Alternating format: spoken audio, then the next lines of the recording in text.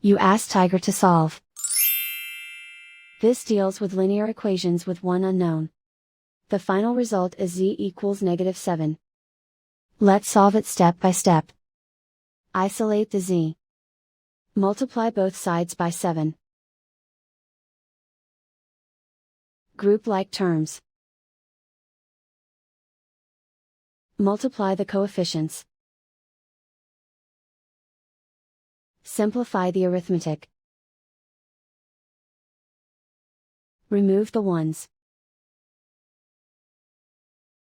Convert the z into a positive number. Multiply both sides by -1. Remove the ones. Simplify the arithmetic.